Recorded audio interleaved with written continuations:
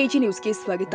Lokapura to Dharwad railway ಮಾರ್ಗ ನಿರ್ಮಾಣದ ಕುರಿತು ಸೋಮವಾರ ಹುಬ್ಬಳ್ಳಿಯ ಮಾನ್ಯ ಜನರಲ್ ಮ್ಯಾನೇಜರ್ ಅವರ ಕಚೇರಿಯಲ್ಲಿ ಸಂಸದರು ಆಗಿರುವಂತಹ ಜಗದೀಶ್ ಶೆಟ್ಟರ್ ಮತ್ತು ರಾಜ್ಯ ರೈಲ್ವೆ ಅಭಿವೃದ್ಧಿ ಹೋರಾಟ ಸಮಿತಿ ರಾಜ್ಯಾಧ್ಯಕ್ಷರು ಆಗಿರುವಂತಹ ಕುತ್ಬುದ್ದೀನ್ ಕಾಜಿ ಹಾಗೂ ರಾಮದುರ್ಗ ರೈಲು ಹೋರಾಟ ಕ್ರಿಯಾ ಸಮಿತಿಯ ಮುಖಂಡರುಗಳು ಸಭೆ ನಡೆಸಿ ಸಮಗ್ರವಾಗಿ ಚರ್ಚೆ ಮಾಡಿದರು.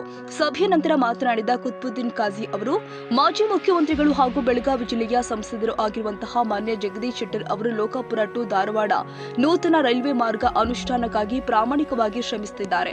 ಇವತ್ತು ಅವರ ನೇತೃತ್ವದಲ್ಲಿ ಹುಬ್ಬಳ್ಳಿಯ ಜನರಲ್ ಮ್ಯಾನೇಜರ್ ಅವರ ಜೊತೆ ಸಭೆ ನಡೆಯಿತು. ಸಭೆಯಲ್ಲಿ ರೈಲ್ವೆ ಇಲಾಖೆ ಮಹಾವ್ಯವಸ್ಥಾಪಕರಿಗೆ ಈ ಯೋಜನೆ ಅನುಷ್ಠಾನಕ್ಕೆ ತರಲು ಒತ್ತಾಯಿಸಿದ್ದಾರೆ. ಆದ್ದರಿಂದ ನಮ್ಮ ಭಾಗದ ಎಲ್ಲ ಹಾಲಿ ಮಾಜಿ ಶಾಸಕರು, ಸಂಸದರು, ಜನಪ್ರತಿನಿಧಿಗಳು ಶೆಟ್ಟರ್ ಅವರಿಗೆ ಪಕ್ಷಾತೀತವಾಗಿ ಬೆಂಬಲಿಸಬೇಕು ಅಂತ ಕರೆ ಕೊಟ್ಟಿದ್ದಾರೆ. ನಂತರ ಮಾಜಿ ಮುಖ್ಯಮಂತ್ರಿ ಹಾಗೂ ಬೆಳಗಾವಿ ಸಂಸದರು ಆಗಿರುವಂತಹ ಜಗದೀಶ್ ಶೆಟ್ಟರ್ ಅವರು ಮಾತನಾಡಿ, ಬಹುದಿನಗಳ ಬೇಡಿಕೆಯಾದ ಲೋಕಾಪುರ ಟು ಧಾರವಾಡ ನೂತನ ರೈಲ್ವೆ ಮಾರ್ಗ ನಿರ್ಮಾಣದ ಕುರಿತು ನಾನು ಈಗಾಗಲೇ ಕೇಂದ್ರ ರೈಲ್ವೆ ಸಚಿವ ಅಶ್ವಿನ್ ವೈಷ್ಣವರ ಗಮನಕ್ಕೆ ತಂದಿದ್ದೀನಿ. ಈ ಮಾರ್ಗವಾಗಿ 2019ರಲ್ಲಿ ನಡೆದ ಸಮೀಕ್ಷೆ ವರದಿಯಲ್ಲಿ ಕೆಲವು ಲೋಪಗಳಿದ್ದರಿಂದ ಈ ಯೋಜನೆಗೆ ತಡೆ ನೀಡಲಾಗಿತ್ತು. ಈ ಭಾಗದಲ್ಲಿ ಲಕ್ಷಾಂತರ ಭಕ್ತರು ಬರುವಂತಹ ಗೊಡಚಿ, ಈರಣ್ಣ, ಸವದತ್ತಿ, ಯಲ್ಲಮ್ಮ ದೇವಿ, ಸುರೇಬಾನದ ಶಬರಿ ಆಶ್ರಮದಂತಹ ಪ್ರಸಿದ್ಧ ಐತಿಹಾಸಿಕ ಕ್ಷೇತ್ರಗಳು ಇದೆ. ಅದರ ಜೊತೆಗೆ ಸಿಮೆಂಟ್ ಹಾಗೂ ಸಕ್ಕರೆ ಕಾರ್ಖಾನೆಗಳು ಕೂಡ ಇದೆ. ಇದು ಅತ್ಯಂತ ಜನನಿಬಿಡ ಪ್ರದೇಶವಾಗಿದೆ ಮತ್ತು ಈ ಭಾಗದ ಸಮಗ್ರ ಅಭಿವೃದ್ಧಿಗೆ ನೂತನ ರೈಲ್ವೆ ಮಾರ್ಗದ ಅವಶ್ಯಕತೆ ಇದೆ. ಆದ್ದರಿಂದ ನಾನು ಈ ಎಲ್ಲಾ ವಿಷಯವನ್ನ ಈಗಾಗಲೇ ರೈಲ್ವೆ ಸಚಿವ ಅಶ್ವಿನ್ ವೈಷ್ಣವ್ ಅವರ ಗಮನಕ್ಕೆ ತಂದಿದ್ದೀನಿ. ಅದರ ಜೊತೆ ಇವತ್ತು ನಡೆದ ಸಭೆಯಲ್ಲಿ ಜನರಲ್ ಮ್ಯಾನೇಜರ್ ಅವರೊಡನೆ ಇದರ ಬಗ್ಗೆ ಕುಲಂಕುಷವಾಗಿ ಚರ್ಚೆ ಮಾಡಿದ್ದೀನಿ.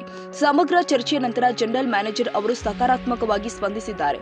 ಲೋಕಾಪುರ ಟು ಧಾರವಾಡ ರೈಲ್ವೆ ಮಾರ್ಗದ ಮರು ಸಮೀಕ್ಷೆ ನಡೆಸಲು ತೀರ್ಮಾನಿಸಿ ಈ ಮಾರ್ಗ ನಿರ್ಮಾಣಕ್ಕೆ ಪ್ರಾಮಾಣಿಕವಾಗಿ ಪ್ರಯತ್ನಿಸುತ್ತೀನಿ ಎಂದು ಭರವಸೆ ಕೊಟ್ಟಿದ್ದಾರೆ. ಮರು ಸಮೀಕ್ಷೆ ನಂತರ ಈ ಯೋಜನೆಗೆ ಹಸಿರು ನಿಶಾನೆ ಸಿಗುವ ದಟ್ಟ ಸಾಧ್ಯತೆಗಳು ಇದೆ. ಯೋಜನೆಗೆ ನನ್ನ ಸಂಪೂರ್ಣ ಸಹಮತವಿದೆ. ಆದಷ್ಟು ಬೇಗ ಈ ಮಾರ್ಗವನ್ನ ಕಾರ್ಯರೂಪಕ್ಕೆ ಬರಲಿ ಎಂದು ಸಂಸದ ಜಗದೀಶ್ ಶೆಟ್ಟರ್ ಅವರು ಹೇಳಿದರು. ಇವತ್ತು ಜನರಲ್ ಮ್ಯಾನೇಜರು ಮಾತುರವರ ನೇತೃತ್ವದಲ್ಲಿ ಒಂದು ಸಭೆ ಆಯಿತು.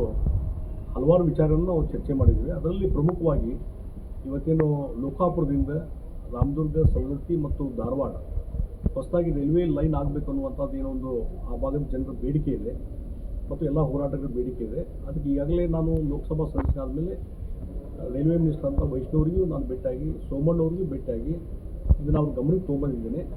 ಮತ್ತು ಏನಾಗಿತ್ತು, ಒಂದು ಹಿಂದೊಮ್ಮೆ ಸರ್ವೆ ಆಗಿತ್ತು 2018-19ರಲ್ಲಿ. ಆವಾಗ ಸರ್ವೇದಲ್ಲಿ ಸ್ವಲ್ಪ ನೆಗೆಟಿವ್ ರಿಪೋರ್ಟ್ ಬಂದಿತ್ತು. ಆ ಹಿನ್ನೆಲೆಯಲ್ಲಿ ಅವತ್ತು ಅದನ್ನು ಅನುಷ್ಠಾನ ಮಾಡಲಿಕ್ಕೆ ಆಗಿರಲಿಲ್ಲ. ಅದಕ್ಕಾಗಿ ಅದೇ ಹಾಗೆ ನೆನಪು ಬಿದ್ದಿದೆ. ಅದಕ್ಕೆ ನಾನು ರೈಲ್ವೆ ಮಿನಿಸ್ಟ್ರಿಗೂ ಡಿಸ್ಕಸ್ ಮಾಡೀನಿ. ಜನರಲ್ ಮ್ಯಾನೇಜರ್ಗೂ ಹಿಂದೂ ನಾನು ಹೇಳಿದ್ದೆ ನಾನು ಮೀಟಿಂಗ್ನಲ್ಲಿ. ಅದೇನಾಗಿದೆ, ಮತ್ತೊಮ್ಮೆ ಪುನರ್ ಸರ್ವೆ ಮಾಡಿದರೆ, ರೀಸರ್ವೆ ಅಂತ ಮಾಡಿದರೆ ಈಗ ಏನು ಆ ಕಡೆ ಪ್ರಯಾಣಿಕರು, ಈಗೇನು ರೇಣುಕಾ ಯಲ್ಲಮ್ಮ ದೇವಸ್ಥಾನ ಕೋಟ್ಯಾಂತರ ಜನ ಇವತ್ತು ಅಲ್ಲಿ ಭಕ್ತರು ಬರ್ತಾರೆ. ಆ ಅಂಕಿ ಸಂಖ್ಯೆ ಇಲ್ಲ. ಅದೇ ರೀತಿ ಇವತ್ತು ನಮ್ಮ ಶಬರಿಕೊಳ್ಳ ಅಂತೇಳಿ ಇತಿಹಾಸ ಪ್ರಸಿದ್ಧವಾದಂಥ, ರಾಮನ ಇತಿಹಾಸ ಪ್ರಸಿದ್ಧವಾದಂಥ, ಅಲ್ಲಿನೂ ಲಕ್ಷಾಂತರ ಜನ ಬರ್ತಾರೆ.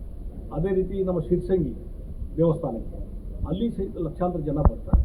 ಮತ್ತು ಆ ಭಾಗದಲ್ಲಿ ಶುಗರ್ ಫ್ಯಾಕ್ಟ್ರೀಸ್ ಇದ್ದಾವೆ, ಹೊಸ ಹೊಸ ಇಂಡಸ್ಟ್ರಿ ಬಂದಿದ್ದಾವೆ. ಈ ರೀತಿ ಜನನಿಬಿಡವಾದಂಥ ಒಂದು ಏರಿಯಾ ಅದೆಲ್ಲ.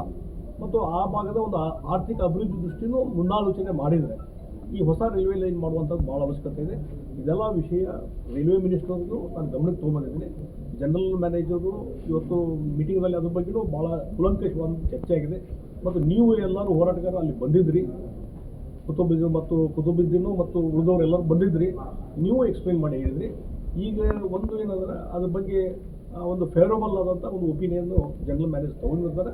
ಇನ್ನೊಮ್ಮೆ ಸರ್ವೆ ಮಾಡೋದ್ರ ಬಗ್ಗೆ, ಮೊದಲು ಟ್ರಾಫಿಕ್ ಸರ್ವೆ ಅನ್ನುವಂಥದ್ದು ಒಂದು ಸಲ ಆಯ್ತಂತಂದರೆ ಅದು ಮುಂದೆ ಉಳಿದ ಜನರಲ್ ಸರ್ವೆ ಮಾಡಲಿಕ್ಕೂ ಅನುಕೂಲ ಆಗ್ತದೆ, ಹೊಸ ರೈಲ್ವೆ ಲೈನ್ ಮಾಡಲಿಕ್ಕೆ. ಅದಕ್ಕಾಗಿ ಇವತ್ತಿನ ಸಭೆಯಲ್ಲಿ ಭಾಳಷ್ಟು ಇದಕ್ಕೆ ಪೂರಕವಾದಂಥ ಚರ್ಚೆಗಳಾಗಿದ್ದಾವೆ. ಆದಷ್ಟು ಬೇಗನೆ ಇದು ಒಂದು ಅಂತಿಮ ಇದಕ್ಕೆ ಬರಬೇಕು ಅನ್ನುವಂಥದ್ದು ನಮ್ಮೆಲ್ಲ ಆಸೆ ಇದೆ. ಆ ಒಂದು ಜನರ, ಆ ಭಾಗದ ಜನರ ಒಂದು ಏನು ಕೂಗಿದೆ, ಅದಕ್ಕೆ ಎಲ್ಲ ರೀತಿಯಾದಂಥ ಒಂದು ಹೋರಾಟವನ್ನು ನಾವು ಮಾಡ್ತೀವಿ. ಮತ್ತು ಹೊಸ ರೈಲ್ವೆ ಲೈನ್ ಆಗಬೇಕು ಅನ್ನೋದಕ್ಕೆ ನಮ್ಮ ಸಂಪೂರ್ಣವಾದಂಥ ಸಹಮತ. ಈ ಸಂದರ್ಭದಲ್ಲಿ ರಾಜ್ಯ ರೈಲ್ವೆ ಅಭಿವೃದ್ಧಿ ಹೋರಾಟ ಸಮಿತಿ ರಾಜ್ಯಾಧ್ಯಕ್ಷರು ಆಗಿರುವಂತಹ ಕುತ್ಬುದ್ದೀನ್ ಕಾಜಿ, ರಾಮದುರ್ಗ ರೈಲು ಹೋರಾಟ ಕ್ರಿಯಾ ಯೋಜನೆ ಮುಖಂಡರುಗಳು ಆದ ಗೈಬು ಜೈನೆ ಖಾನ್, ಶಫಿ ಬೆಣ್ಣಿ, ಎಂಕೆ ಯಾದವಾಡ್ ಸೇರಿ ಮತ್ತಿತರರು ಹಾಜರಿದ್ದರು. ಕನ್ನಡಿಗರ ಮೆಚ್ಚಿನ ನಿಮ್ಮ ಎಜೆ 24/7 ನ್ಯೂಸ್ ಕನ್ನಡ ವಾಹಿನಿ ಇದೀಗ ಟಿವಿಯಲ್ಲಿ ಲಭ್ಯ. ನೋಟಿಸ್ ಕೊಟ್ಟಿದ್ರೆ ವಾಪಸ್ ತಗೋತೀವಿ. ಇವತ್ತು ವಕ್ಫ್ ಪ್ರಾಪರ್ಟಿ ಅಂತೇಳಿ ಬರ್ತದೆ ಅಂತ ಹೇಳಿದ್ರೆ ರೈತರು ಬೀದಿಗೆ ಬಂದು ಏನು ಮಾಡಬೇಕಾಗತ್ತೆ? ಯಾರು ವೋಟ್ ಹಾಕಲಿಲ್ಲ ಅಂದರೆ ಗ್ಯಾರಂಟಿನೆಲ್ಲ ಸ್ಟಾಪ್ ಮಾಡಿಬಿಡ್ತೀವಿ.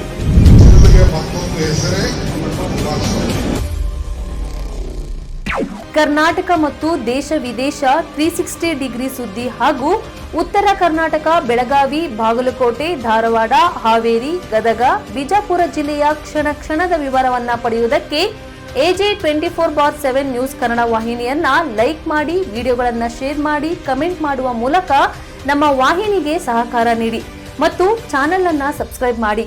ಧನ್ಯವಾದಗಳು.